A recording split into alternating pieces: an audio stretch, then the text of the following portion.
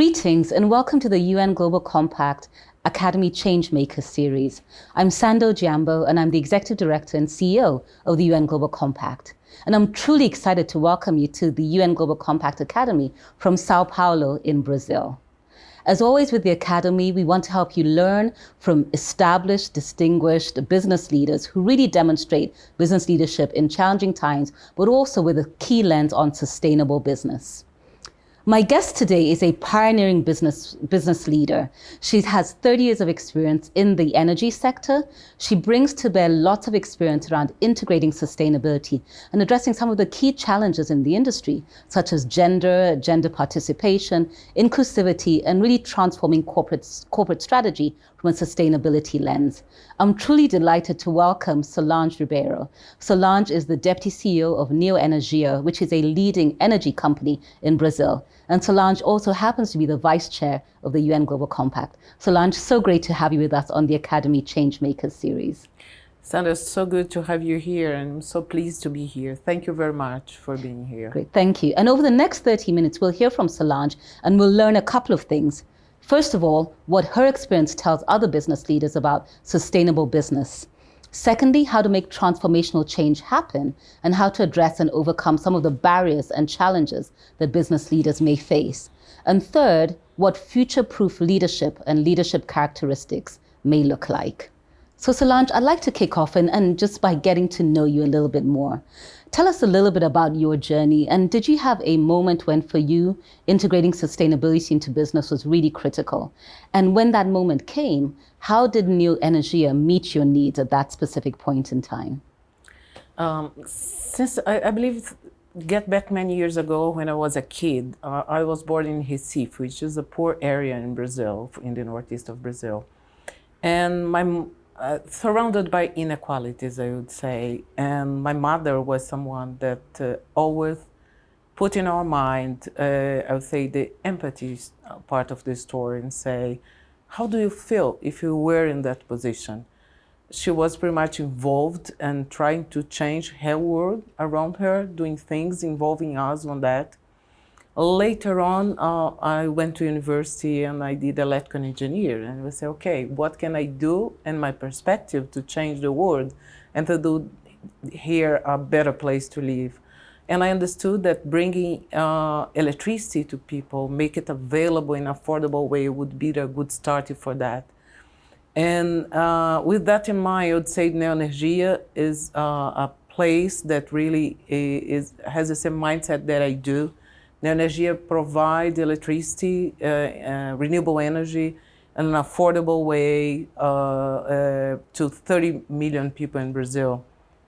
And it's part of the journey, like say, what can we do to make Brazil a more sustainable place for living?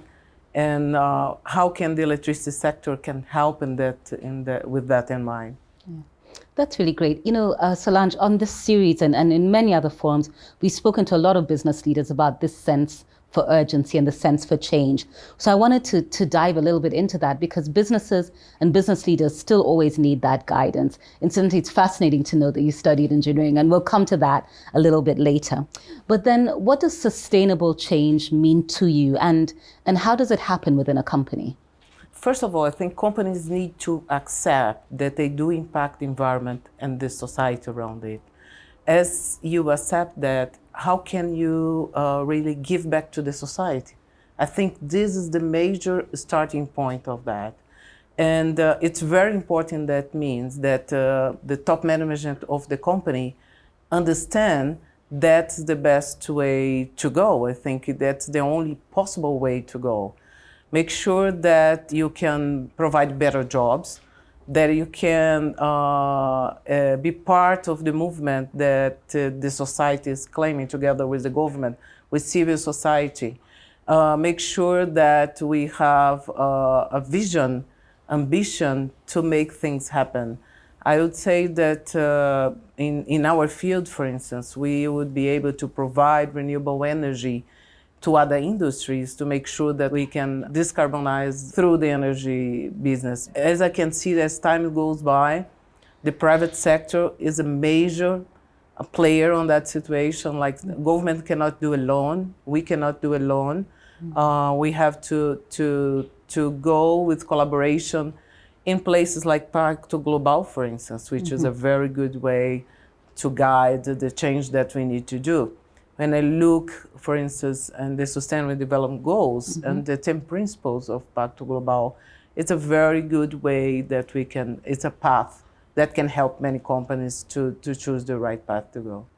So Solange, drawing on your vast experience, what would be your assessment about this pathway that you've talked about and the momentum? Do you feel there's enough momentum in the energy sector? And do you feel there's enough momentum within Brazil itself? I think the recent crisis that we've been going through has shown that the decarbonization of the economy is the right way to go. There is no momentum different from that. And renewable is the right path for that. Taking that into account is the time for Brazil. I think Brazil has a tremendous opportunity, not only with renewable energy, but also with natural-based solutions, with carbon market, to make a change and to be on the pole position, I would say, on the change that need to be done. And there are many investments that need to be done, and the companies are willing to do. And we have the right regulatory system for that. And I think that we will be in the right path. Great. It sounds like you're all just ready for takeoff. But so you and I were in Sharm el Sheikh recently at COP27. I wanted to get your view in terms of COP, the outcomes perhaps, and the relevance of COP for the energy sector and specifically for your business. I think the major, like say, the Secretary General used to say, without renewable, there is no future. I think that can translate how important is the energy sector for that momentum and how important we can rely on that to happen. Of course, COP is always a hard momentum, and it's difficult to advance in some of the issues that we are facing. But I think with the carbon market, and we did some steps. And the main output is that I believe with all the crises that we've been through, fossil fuels are no longer the solution. We cannot rely on that, not only for environmental issues, but also now for energy security. And I think for the energy sector, like as a provider for the solution, it's the right momentum. And I think COP, we see many, as you saw, many companies there saying that they have solutions, we have innovations, because renewable, apart from being good for environment, are very competitive in price nowadays. And that's a really good sum up, I think, on the renewable energy debate. It certainly was one of the most often heard, phrases and solutions in a lot of the COP sessions that we talked about. So, we've talked a little bit about the challenges and the opportunities. I wanted to now bring into the context of more leadership and specific leadership challenges and the Sustainable Development Goals. You've spoken specifically about the energy sector, but curious within Neoenergia, what are some of the other SDG or related areas that you might be tackling within your business specifically? We go through many of the SDGs, but we say we focus more on gender, on provide clean energy, and also in the climate actions. And that is in our strategy, that's in our day-by-day life.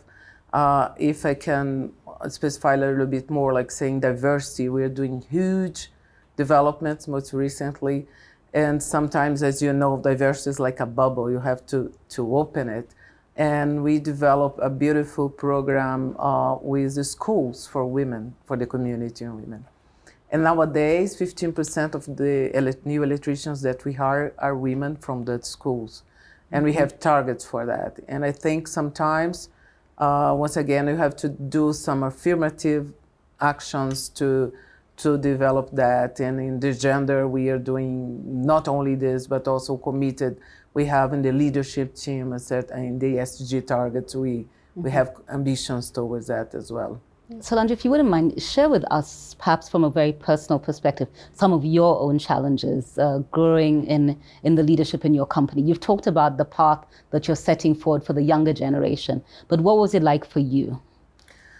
I would say that back to the past, the situation was extremely different. Like there were very few women doing electrical engineer, for instance. And I think one thing that made me by that time have other possibilities, I have a lot of mobility. I lived in different countries, in different states of Brazil, and I had really good opportunities with that. I think now I'm very pleased to see, like areas like electric sector is very male oriented. Now the perspective that the women way of being, like the soft skills that women are very valuable for the companies. And actually, there is a decision that is made in a way that is important. Diversity actually act in our behalf. It's better, make life easier. It make us to have even more money because it would represent better the community that we serve. Yeah, and I think in that way there is something that it's sometimes hard for women is through maternity, for instance, when you go through maternity, it's not just a women issue, it's a community issue, it's for everybody. But of course, it's hard to take a lot of effort for the women to continue the career and have the baby at the same time. But I would say that when I became the CEO of the company, for instance, among the 200 most important companies in Brazil, there were just 3 women. Wow. It is still like that in many, but I think it's changed, which is good. I think diversity is changed because it proved its value. It proved that having different point of view is important for the company, and actually it adds. Yeah, I couldn't agree more. I think having an inclusive and diverse leadership team, inclusive and diverse voices around the table just makes for more inclusive solutions and products and services that you offer. You know, talking about inclusivity, you know, we've talked a lot about climate and energy transition, and oftentimes the discussion may focus more on the scientific parts of it or the technical parts. But as you know, we are looking to have a just transition that encompasses other social and governance issues around it. In your view, what does a just transition look like for the energy sector or for your business? What would a leader seeking, a good model want to look out for in terms of a just transition? We need to have leaders that have soft skills. It's interesting, and have courage to do the decisions.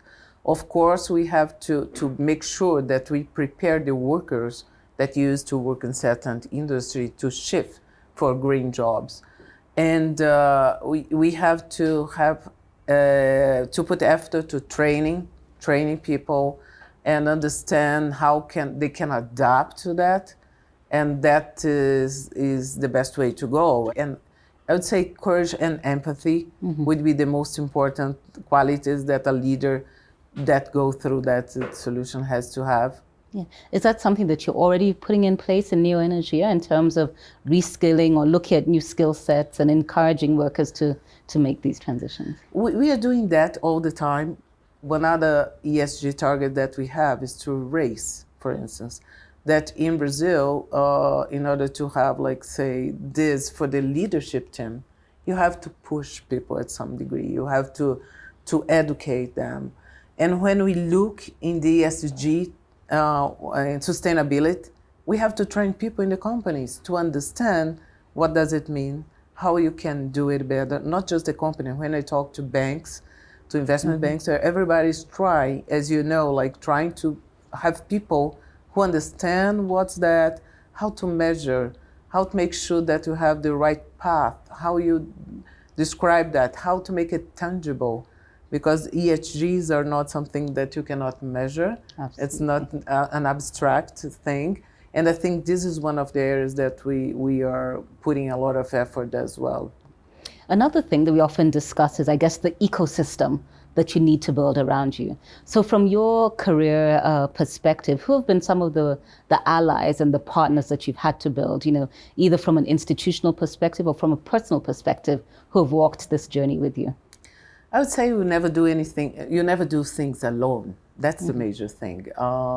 Coalitions in any aspect, even in personal life and also in institutional life, is so important. Like say, for make the change, like we see in COP that you mentioned.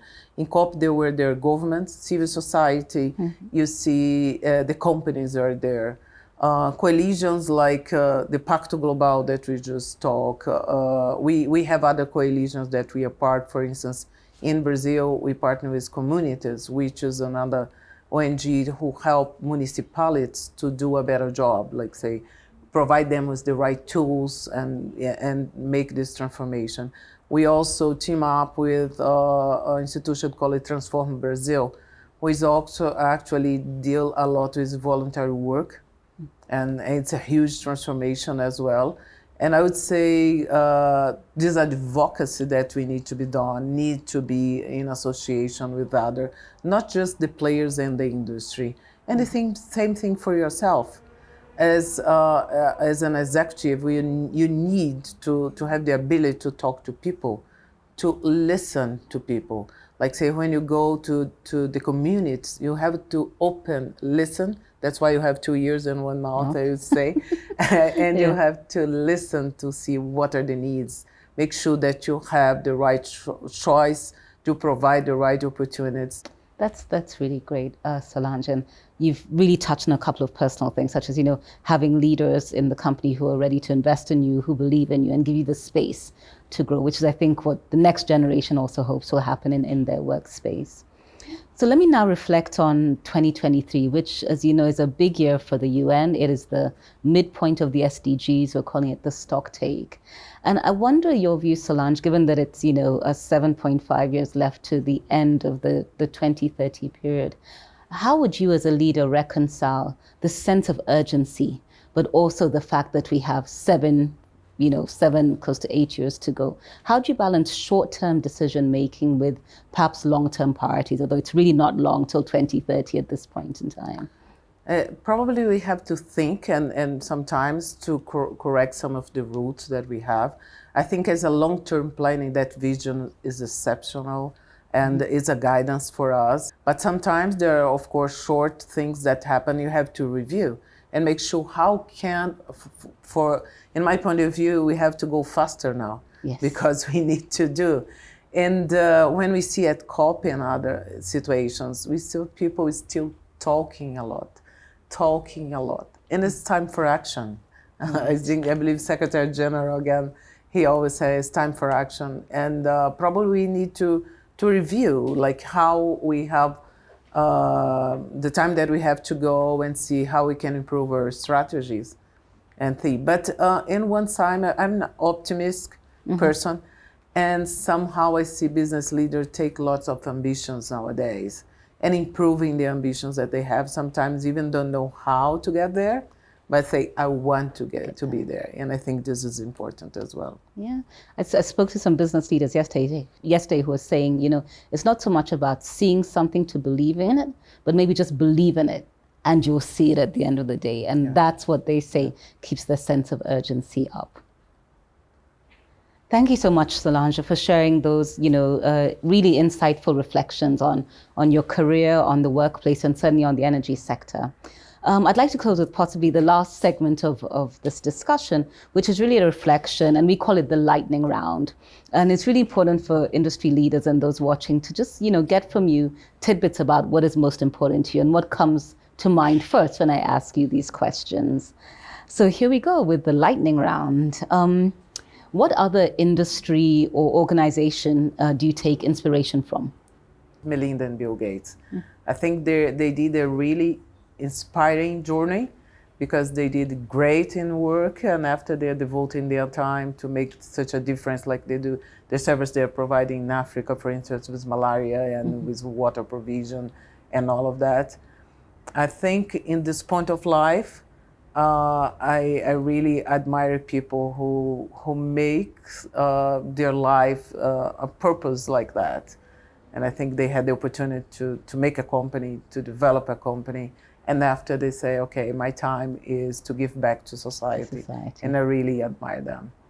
Next question would be, given the experience and everything that you've heard, and again, if I reflect on COP, the generation that is I guess, most preoccupied with the question of climate and energy transition is the younger generation. you know, what is the one thing you could possibly promise your daughter? You talk a lot very fondly about your daughter. What can you promise your daughter about climate and energy for the future? I can promise that I'll continue to fight. I have lots of, I will do my best to make things happen. I think that's what I tell her every time. I would tell her to be resilient. I think this young generation also need to be resilient because they have, in the past, things were worse. And to get provision, I would say that now. I also see them with a beautiful mindset. When I look at my daughter that's 19 nowadays compared when I was 19, I think they are more concerned with the world and they change that need to be done. I would tell them do not give up and make sure that you have a seat on the table. Absolutely. Where you can really influence, and this is something that, and it's just not the youth, like when you see in COP, they like the indigenous. Yeah. I was amazed, they like the way that people say, okay, we are here to take part of the decision to make sure that the decision is the best. But I would say be resilient, make sure that you fight for what you want. And then in terms of leadership characteristics, what do you think are the top 3 characteristics that a business leader needs in these challenging times to navigate the world? Empathy is the very first one. I think empathy, look at the solutions, put yourself in the other place to make sure that you have the right solution. I would say have courage. Courage is very important to make the change that need to be done. Sometimes as a leader, they're not easy. Yeah. Things that you need to be done. And I would say also work with passion. Mm-hmm. I think passion is something extremely important. And believe in your skills that you can make the difference. Solange, thank you so very much. Empathy, courage, and passion, 3 really great and important skills for business leaders. Thank you so much for your time. We've come to the end of our fantastic conversation. And thank you to all of our participants for joining us today. I hope you enjoyed this discussion as much as I did. My personal top 3 takeaways from Solange, first of all, is that she shared with us her growth in a career as an electrical engineer and the importance of having a great and supportive leadership team who were able to allow her the space to grow in her field. And right now she's spending a lot of her time growing others in the field as well, particularly young women and women engineers. That's really fantastic, Solange. Great contribution to the industry and indeed to gender and gender equality. My second big takeaway is that it really is time for action, and we need to move forward with a sense of urgency if we're to achieve the energy and the climate transitions. And my third are those fantastic leadership characteristics that you just shared: empathy, courage, and passion. Thank you for those really powerful lessons.